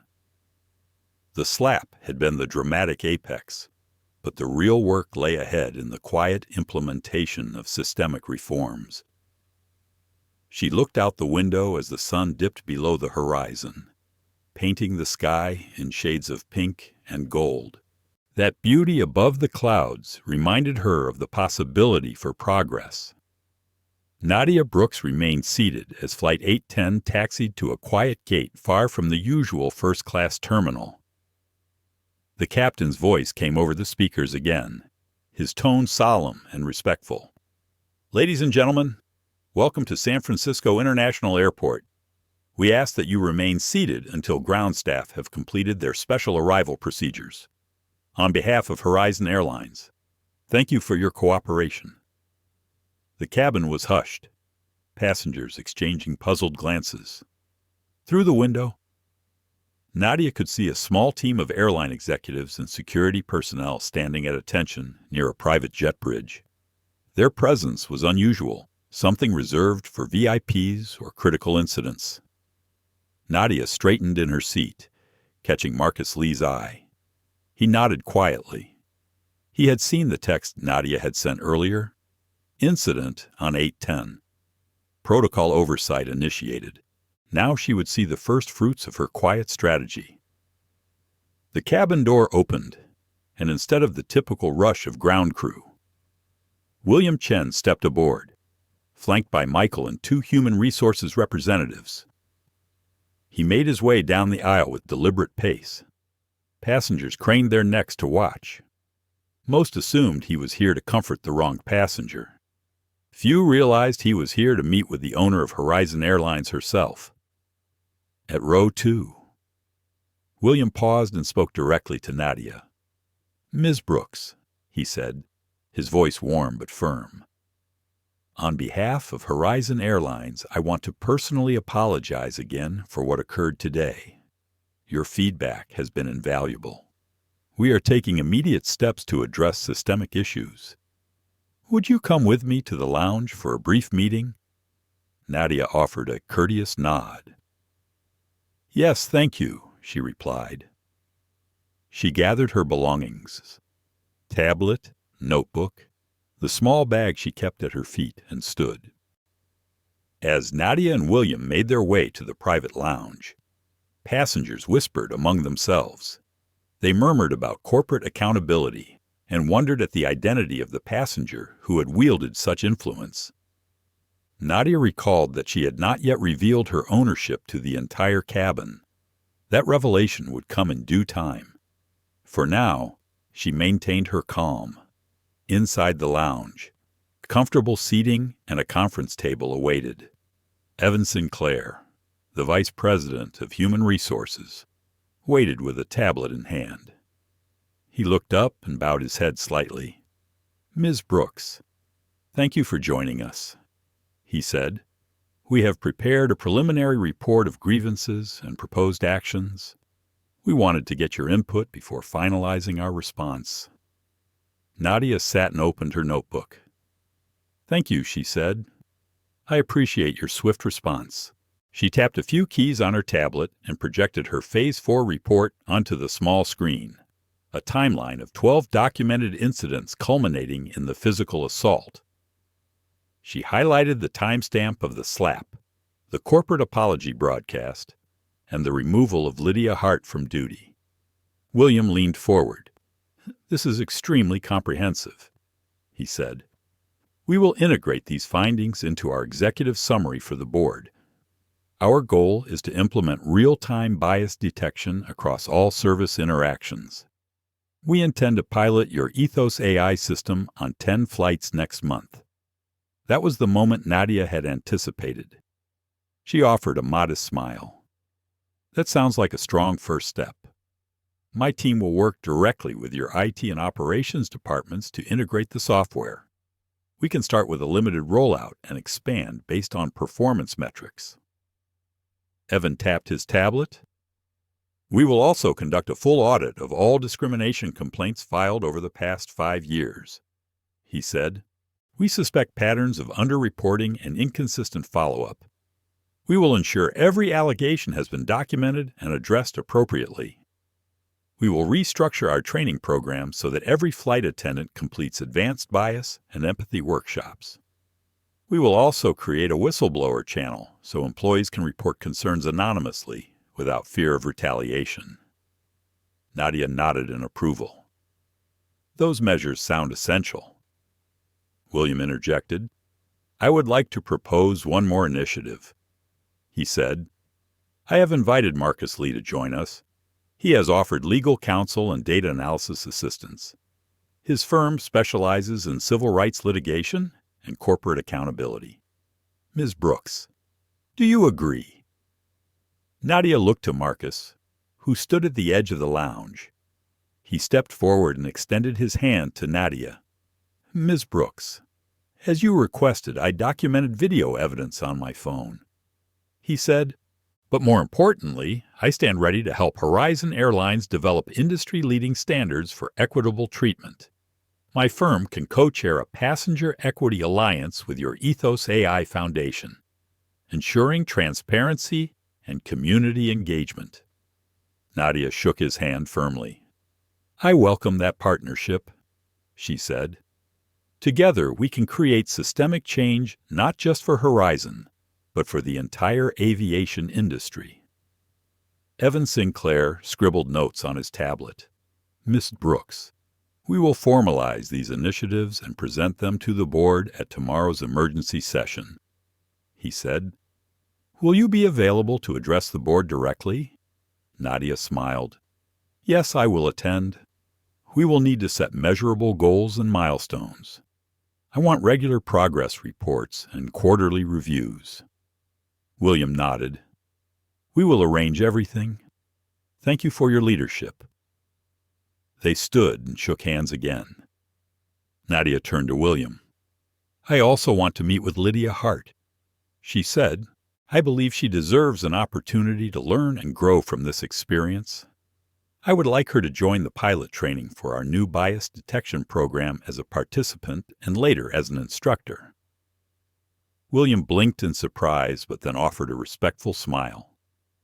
Your compassion is commendable, he said. We will extend that invitation and provide the necessary support. Nadia gathered her tablet and notes. Thank you both, she said. I appreciate your commitment to turning this incident into an opportunity for meaningful reform. William escorted her back toward the cabin door. As they approached, the door opened to admit the rest of the passengers, now free to deplane. Passengers gave Nadia respectful nods and small smiles as she stepped into the aisle. Marcus Lee appeared at her side. Well done, he said quietly. You turned a slap into a catalyst for change. Nadia inhaled deeply. It wasn't about revenge, she replied. It was about accountability and dignity. On the jet bridge, she paused and watched Lydia Hart escorted toward a separate exit. Lydia's shoulders were slumped, but her eyes met Nadia's. In that shared glance was an unspoken understanding of the transformation ahead. Nadia offered a brief nod of encouragement. Lydia nodded back, her face reflecting both remorse and relief. Once off the plane, Nadia and Marcus passed through a small corridor to a waiting vehicle marked Horizon Airlines Executive Transport. Marcus asked, Are you going straight to the board meeting? Nadia nodded. Yes, but first I need to grab a quick coffee. Do you want one? He asked. That sounds perfect, she said with a small laugh. As they entered the vehicle, Nadia allowed herself a moment of reflection. The power shift on Flight 810 had been complete. A single act of discrimination now unspooled into corporate action, legal partnership, and systemic transformation. Nadia thought of her mother's words about dignity. Today, dignity had demanded accountability and change, not only for herself, but for every passenger who would benefit from a more equitable airline. She felt the weight of responsibility settle comfortably on her shoulders. This journey was far from over, but the course had been set. ChatGPT Jan Noy, Nadia Brooks stepped out of the executive transport and into the polished lobby of Horizon Airlines San Francisco headquarters. The early morning light poured through floor-to-ceiling windows, illuminating sleek glass partitions and modern art installations. Security personnel directed her through a discreet corridor to a spacious conference room where the board of directors was already assembled. As she entered, all heads turned. Nadia took a measured breath and offered a poised smile. Good morning, everyone, she began, her voice calm yet resonant across the polished table. I appreciate you convening on such short notice. Today's incident aboard Flight 810 has underscored vulnerabilities in our customer experience protocols and the urgent need for systemic reforms. She paused, allowing each board member to absorb the gravity of her words. We have an opportunity not just to address one regrettable event, but to demonstrate genuine leadership in equity and accountability. Evan Sinclair stood and handed out printed packets. Inside were Nadia's comprehensive findings, a timeline of 12 incidents ranging from check-in bias to physical assault, photographic evidence, witness statements, and Marcus Lee's video footage. Board members flipped through pages, their expressions shifting from concern to resolve. Nadia continued, as detailed in this report, we must implement 4 core initiatives: real-time bias detection powered by EthosAI, enhanced training and accountability measures, an anonymous whistleblower channel, and a comprehensive audit of past grievances. Each initiative will be tied to clear metrics and reporting structures. William Chen, seated to Nadia's right, nodded. Let me outline our proposed schedule, he said. Within the next 2 weeks, we will install EthosAI monitoring software on 10 high-volume aircraft. This system will analyze service interactions and flag potential bias incidents for immediate review. Nadia will lead the integration team, working alongside our IT and operations departments. By quarter end, we aim to expand the pilot to 50 aircraft, Nadia added. For the training component, we will redesign our curriculum in collaboration with EthosAI's ethics specialists and external diversity experts. Beginning next month, all cabin crew and customer-facing staff will complete a mandatory biannual bias and empathy workshop. We will monitor completion rates and incorporate real-world scenario simulations, including virtual reality exercises that replicate Flight 810's conditions. These steps will ensure our team internalizes both policy and practice. The chief financial officer raised her hand. "What are the projected costs?" she asked. Nadia replied, "The initial integration and training overhaul are estimated at $2.5 million, a fraction of our annual service budget. However, the anticipated reduction in discrimination-related complaints, legal liabilities, and revenue loss from negative publicity could save the company upwards of $15 million over the next 2 years. The general counsel, seated opposite Nadia, chimed in, "I propose we establish a dedicated legal review committee to oversee any potential claims. We can collaborate with Marcus Lee's firm to draft policies that protect both passengers and employees, ensuring due process and transparency." Nadia nodded. "Thank you, Jonathan. Your committee will draft the necessary terms." Marcus, your expertise will be invaluable in shaping a passenger-centric grievance protocol. Marcus Lee, standing at the back of the room, stepped forward. "I recommend we also create a passenger equity alliance," he said. "This body will include representatives from customer advocacy groups, community leaders, and regulatory observers. It will meet quarterly to review our progress, audit data, and offer recommendations. By involving external stakeholders, we build trust and ensure our reforms match public expectations." A murmur of agreement spread through the board. Nadia smiled. "I fully support that," she said. "Accountability must extend beyond our internal processes. The alliance will be housed within the Horizon Foundation, our nonprofit arm. We will allocate $500,000 annually to fund its operations and community outreach." The head of Human Resources leaned forward. "We will also implement an anonymous whistleblower hotline, available to both employees and passengers," he said. "Reports will be triaged by a third-party compliance firm to ensure impartiality. We will track response times and resolution outcomes, reporting key performance indicators to the board every quarter."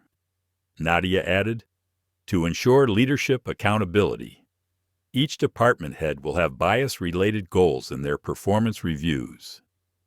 Failure to meet established targets will impact executive compensation. We cannot allow these reforms to become mere lip service." The CEO, who had remained silent until now, spoke up.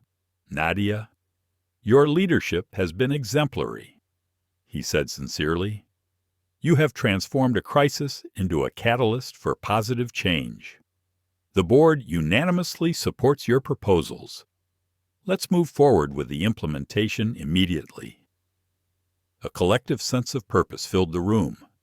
The formalities gave way to action points, assign integration teams, schedule training sessions, draft legal frameworks, convene the alliance. Nadia watched as the board members collaborated, energized by their shared mission. Later that morning, Nadia joined William Chen and Evan Sinclair in the public relations suite overlooking the tarmac. The PR director had prepared a press release announcing Horizon Airline's comprehensive reforms. The headline read, "Horizon Airlines announces industry-leading equity and accountability initiative following in-flight discrimination incident." Nadia reviewed the statement. It highlighted the pilot program with EthosAI, the new training curriculum, the whistleblower hotline, the formation of the Passenger Equity Alliance, and the audit of past grievances. It emphasized a commitment to transparency, including quarterly public reports on progress. She approved the release with minor edits for clarity and tone. By midday, the announcement went live on the Horizon Airlines website, social media channels, and distributed to news outlets. News vans gathered outside the headquarters, broadcasting the reforms to a national audience. Nadia stood by a floor-to-ceiling window, watching the tarmac where Flight 810 remained docked. Her gaze lingered on the jet's departure door, the scene of her confrontation with Lydia Hart. She thought of every microaggression she had endured, each subtle slight and every dismissive gesture, and how they had culminated in the unforgettable slap. She felt a surge of gratitude for the people who had supported her, Marcus Lee for his legal counsel and moral backing, Captain Parker for his decisive action, Michael for his genuine concern, William Chen and Evan Sinclair for their swift leadership. Nadia's phone buzzed with messages of support, her chief of staff congratulating her on turning a negative incident into a positive transformation. Journalists requesting interviews, passengers expressing relief and praise. Her inbox overflowed with inquiries, but she prioritized one with the subject line, Tech Forward Keynote Update. She opened it to find her event organizer informing her that the conference had just expanded to the main convention hall due to overwhelming demand after the headline-making reforms. She allowed herself a small, satisfied smile. Her keynote would now reach a far larger audience, and her message about ethical AI would resonate with an even broader community. The real-time evidence from Flight 810 would illustrate the necessity of unbiased systems, both human and algorithmic. Before leaving the PR suite, Nadia gathered her team. "We've made significant strides today," she said, "but our work is only beginning. We must follow through with fierce resolve. Let's ensure these reforms take root and that Horizon Airlines sets a new standard for equity in aviation." Her team nodded, energized by her vision. They dispersed to their respective roles, the IT specialists to begin EthosAI integration, the trainers to finalize curricula, the legal team to draft policies, the communications staff to manage public relations, and the operations group to coordinate the audit. As she returned to her office, Nadia reflected on how a single flight had catalyzed a company-wide transformation. What began as a silent escalation of bias had become a blueprint for corporate accountability. The board's unanimous support, the public endorsement, and the partnership with external experts had set a powerful precedent. She reached her desk and gazed at a framed photo of her mother. Eleanor Brooks' gentle smile seemed to encourage her. Nadia whispered under her breath, "Your mind is the one thing they can never take from you." Today, she had demonstrated how that gift of mind and dignity could shape not only her own experience, but the future of an entire airline. With renewed determination, Nadia Brooks opened her laptop and drafted the first email to initiate Phase 1 of the reform implementation. The subject line read, "Horizon Equity Initiative Kickoff."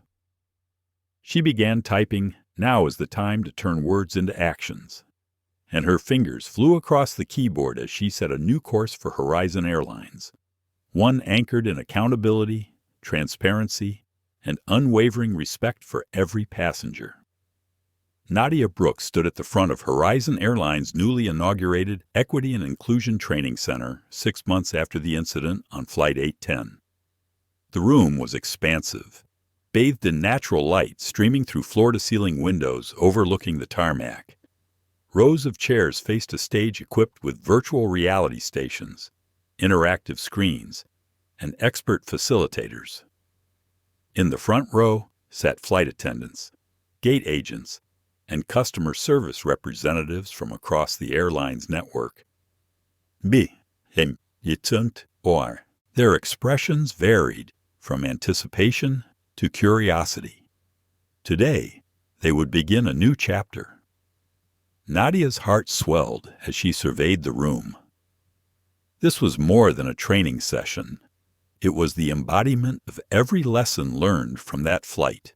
The microaggressions, the physical assault, the corporate reckoning. The stage setup was intentional. Side by side, VR headsets and live scenario stations would immerse participants in real-life bias situations. EthosAI-powered dashboards would display anonymized data from service interactions. This was where policy met practice and empathy became action. She tapped her tablet to bring up the first slide. The title appeared in bold letters, Systemic Change in Action. Below it, a simple statement read, "Our commitment to equitable service is non-negotiable." Nadia looked up. "Good morning, everyone," she began, her voice steady and warm. 6 months ago, I experienced firsthand how bias can persist even in the most controlled environments. That incident forced us to confront uncomfortable truths, but it also offered an opportunity to transform our airline and the industry at large. Today marks the launch of our Equity and Inclusion Training Center, a facility designed to equip every one of you with the tools, awareness, and accountability you need to serve every passenger with dignity and respect. She paused, letting the words sink in. One of the facilitators cued motion capture technology and projected a short video. It showed clips from Flight 810 scenes of check-in detours, lounge neglect, the service cart disparities, and finally, the moment of physical assault. Gas rippled through the audience. Nadia waited until the final frame faded. "That was the turning point," she said. "What happened on Flight 810 exposed systemic gaps in our training and oversight. Addressing a single individual's behavior is insufficient. We need comprehensive, data-driven solutions reinforced by empathy and accountability at every level." She clicked to the next slide outlining 4 pillars of the program. The first pillar was empathy simulation. Participants would don VR headsets and experience common passenger biases from a first-person perspective. They would feel the discomfort of being singled out, the frustration of microaggressions, and the shame of overt discrimination. The second pillar was real-time monitoring.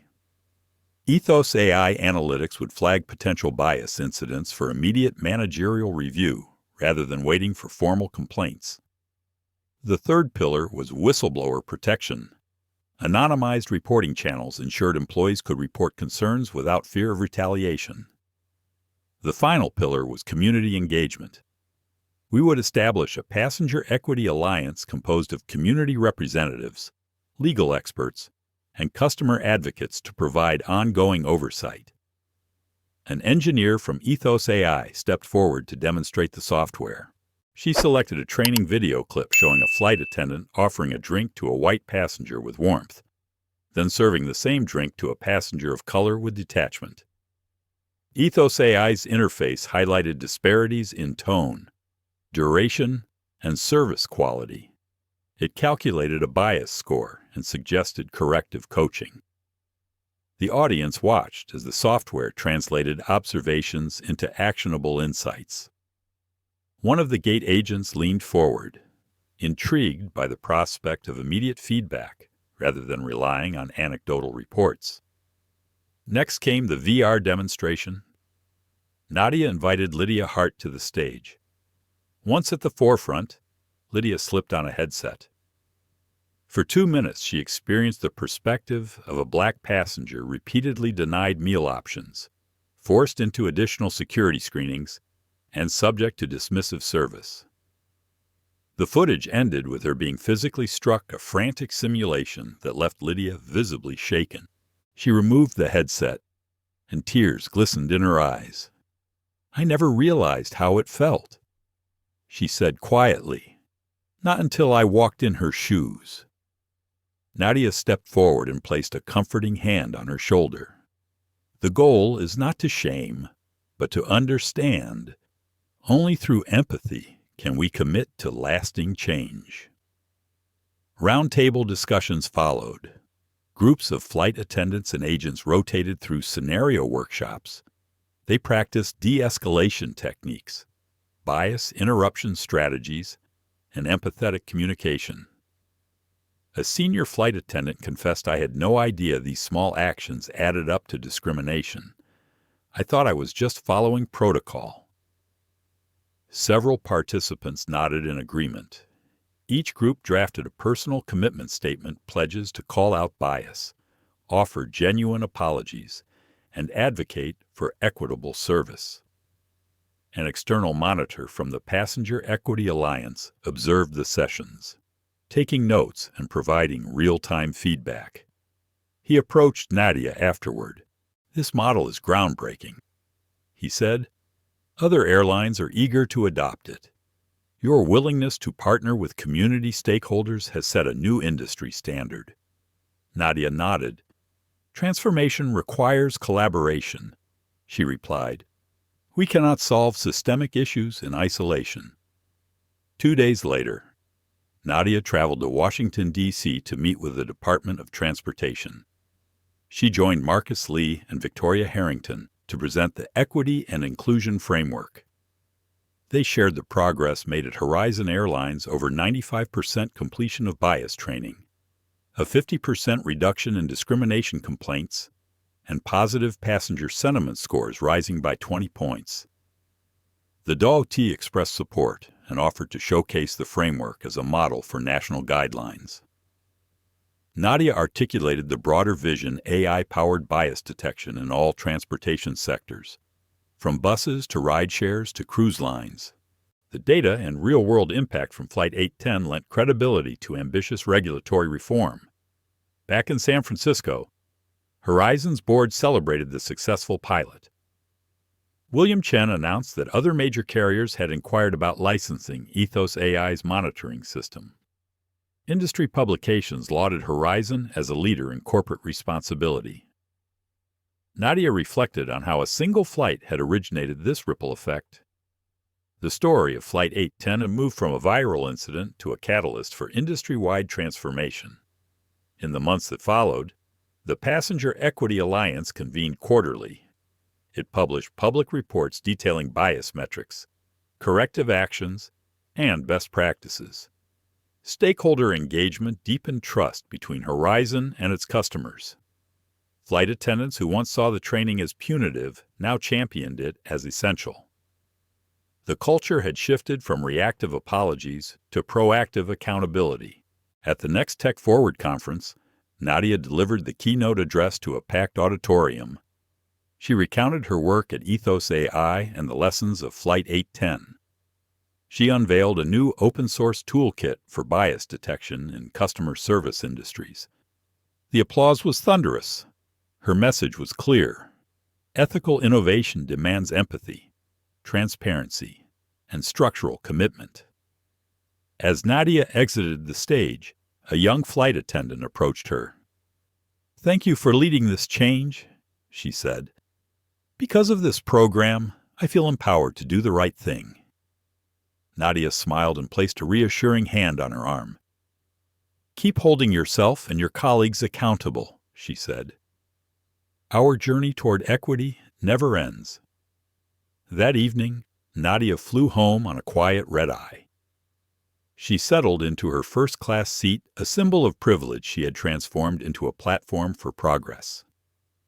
The seatbelt sign chimed off, and the cabin lights dimmed. She opened her tablet to review the latest Equity Alliance report. The graphs showed steady improvement, fewer incidents, more positive feedback, higher retention of diverse talent. She allowed herself a moment of satisfaction before noting areas for further growth. Nadia closed the report and tapped out a brief message to her mother. "We're making progress on Flight 810's legacy. You'd be proud." She paused, imagining Eleanor's warm smile. In her heart, she whispered, "Thank you." Her mother's lessons of dignity and resilience had guided her at every turn. Above the clouds, Nadia Brooks looked out the window at the silent expanse below. The journey to systemic change was ongoing, but today she knew they were on the right course. Nadia Brooks awoke before dawn to the soft hum of San Francisco's morning traffic below her hotel window. She stretched and reviewed her itinerary for the day. After 2 transformative days leading Horizon Airlines board meeting, public announcement, and equity training launch, she would deliver her final keynote at Tech Forward. This speech would connect the journey of Flight 8 and 10 to the broader imperative for ethical artificial intelligence. She brewed a cup of coffee and allowed its warmth to steady her thoughts. By 7:30, she arrived at the Moscone Center. Her keynote was scheduled for 9. Backstage, she paused in front of a mirror. The woman looking back wore a tailored navy suit and held herself with calm poise. She took a deep breath and repeated her opening lines under her breath. Today we stand at the intersection of technology and humanity. Her chief of staff offered a reassuring nod. Everything is set, she said. You will inspire them. On stage. The auditorium lights dimmed as the host introduced her. Please welcome Nadia Brooks, CEO of EthosAI and catalyst for industry-wide equity reform. The crowd erupted in applause. Nadia stepped forward, paused to let the applause subside, and smiled. Good morning, everyone, she began. Last week I was on Flight 810, a routine first-class journey that became anything but routine. What started as subtle microaggressions escalated into an open act of discrimination and assault. But that painful experience became the catalyst for systemic transformation at Horizon Airlines. Today, I want to share how we turned adversity into progress and how you can apply these lessons in technology, business, and beyond. She clicked to her first slide showing a timeline of Flight 810. Boarding pass check-in anomalies, random security screenings, premium lounge neglect, service disparities, and finally, the physical assault. The audience watched in silence. She continued, each incident was a data point. I documented them in real time. We used those data points to build a case for accountability. We integrated EthosAI's real-time bias detection software, overhauled training, established a whistleblower hotline, and formed a passenger equity alliance. The result is a 50% reduction in discrimination complaints, higher passenger satisfaction scores, and an industry-leading model for equitable service. A round of applause followed. Nadia paused. But the journey did not end. There she said, we expanded the program to include rideshare and hospitality partnerships. We open-sourced our bias detection toolkit so any organization can leverage it. We partnered with regulatory bodies to draft national guidelines. Our vision is not just to fix one airline, but to reshape how service industries value human dignity. She advanced to a slide showing VR headsets and service scenario labs. Experiential empathy is one pillar, real-time monitoring is another. Anonymous reporting and community engagement complete the framework. These 4 pillars work in concert to create a culture of accountability. When bias is detected, managers respond immediately. When employees witness misconduct, they report without fear. When communities raise concerns, they have a seat at the table. She described a recent story of a flight attendant who once resisted the training but later became its strongest advocate. I want you to meet her, said Nadia as Lydia Hart walked onto the stage. The audience rose in applause. Lydia smiled nervously. Nadia introduced her. This is Lydia Hart, the flight attendant whose behavior sparked our reforms. Since then, Lydia has co-developed our training modules and now leads workshops. Her journey reminds us that transformation is possible when we embrace responsibility and empathy. They shared a brief conversation on stage. Lydia described how the VR simulation helped her understand the passenger's experience.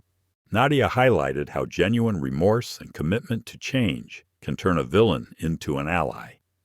The audience responded enthusiastically to this narrative of redemption and collaboration. Nadia then turned to Marcus Lee, who joined them on stage. He recounted how he documented the incident and offered his firm's support. He emphasized the importance of legal frameworks that protect both customers and employees. Together, they had co-founded the Passenger Equity Alliance that monitored progress and publicly reported quarterly results. With the core team assembled, Nadia transitioned to her call to action. "Change does not happen by decree," she said. "It happens through data-driven accountability, immersive empathy, and collaborative governance." I challenge each of you here today to ask 3 questions in your organizations. First, how do you detect bias in real time? Second, how do you empower people to report misconduct safely? Third, how do you include external stakeholders in your accountability processes? When you answer these questions honestly, you build systems that respect dignity and drive innovation. She paused for effect. Now is the moment to act. She continued, "Let Flight 810 be more than a headline. Let it be a roadmap." Whether you lead a technology company, a service organization, or a community group, you have the tools to create equitable experiences. The data, the empathy, and the governance structures exist. The question is, will you use them? The audience rose in a standing ovation that echoed throughout the hall. Nadia smiled, her heart filled with hope. She stepped back, acknowledging the cheering crowd. As she exited the stage, her team greeted her with hugs and congratulations. The transformation she had ignited on Flight 810 had rippled into a powerful movement. That evening, Nadia joined Lydia, Marcus, and the EthosAI team for a small celebration overlooking the city lights. They reflected on the long journey from that turbulent flight to the global stage. They toasted to integrity, collaboration, and the enduring power of empathy. Before retiring, Nadia drafted a final email to her mother. "We turned a moment of injustice into a force for good. Thank you for teaching me to hold my head high." She sent it with a smile. At 30,000 feet, dignity can be threatened. But on the ground, we have the power to build systems that uplift every person. Nadia Brooks closed her laptop, confident that the legacy of Flight 810 would continue to inspire change far beyond that single flight.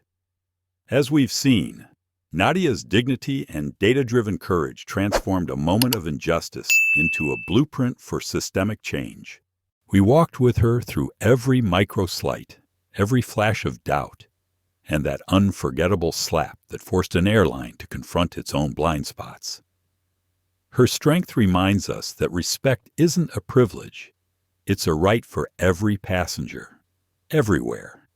If you felt the sting of discrimination and the power of resilience in this story, show your support by liking, sharing, and subscribing.